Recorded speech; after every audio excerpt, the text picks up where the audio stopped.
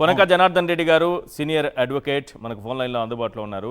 జనార్దన్ రెడ్డి గారు, ఈరోజు జగన్మోహన్ రెడ్డి గారు ఒక 3 పేజీలు చూపించారు సార్. 62, 64 and page number 44. అసలు ఏం చెప్తున్నాయి ఈ పేజీల్లో ఉన్నది? నిజంగా కెమికల్ అయినా కలిసిందా? వీళ్ళు అది కూడా అబద్ధమే చెప్తున్నారా? సార్, ముఖ్యంగా నేను 219 పేజీలు ఏదైతే చార్ట్ షీట్ వీళ్ళైతే ఏదైతే రిలీజ్ చేశారో అది ఇంకా కోర్టులో చేయలేదు. అయినా వీళ్ళు బయట పెట్టిన దాంట్లో క్షుణ్ణంగా చదివాను సార్. ఎక్కడ కూడా 2019 నుంచి 24 వరకు ఎక్కడా కూడా ఏ కెమికల్ ఇది కలిసినట్టుగా ఎక్కడా నమోదు చేయలేదు. వాళ్ళు చేసిందంతా అక్కడ గోడౌన్ లో ఉన్నటువంటి స్టాక్ రికార్డ్ చేశారు ఇన్వాయిస్ వైజ్. దానికి జిఎస్టీ ఎంత కట్టారు కూడా ఇన్వాయిస్ లో ఉన్నది కూడా ప్రింట్ చేశారు. అవే మొత్తం తీసుకొచ్చారు అన్ని.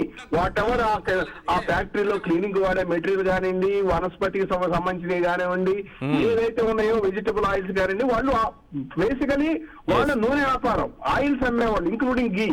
సో వాళ్ళు ఏంటంటే వాళ్ళ డైరీలో ఉన్నటువంటి ప్రోడక్ట్స్, వాళ్ళ బై ప్రోడక్ట్స్ అన్ని కూడా దాంట్లో ఉంటాయి. వనస్పతి కూడా తయారవుతుంది వాళ్ళ దగ్గర. సో అవన్నీ బై ప్రోడక్ట్స్, పామ్ ఆయిల్ వాళ్ళ దగ్గర ఉన్నాయన్నీ రాశారు.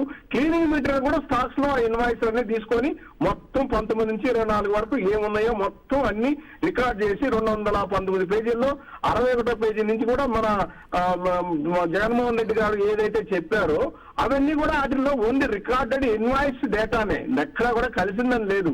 వాళ్ళు ఏంటంటే మన భాషా గారు చెప్పినట్టు కూడా అవన్నీ కూడా సీజర్ వస్తాయి కాబట్టి ఆ సీజర్ రిపోర్ట్ లో అవన్నీ పొందుపరిచారు.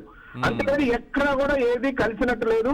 ఏ 4 ట్యాంకర్లు అయితే తిప్పి పంపించారో వాటిల్లో కూడా ఎలాంటి జంతువులు లేవు, ఎక్కడా లేదు. జస్ట్ సార్ పేజ్ నంబర్ 65, 209, 210 ఈ 3 చదువుకుంటే చాలు సార్.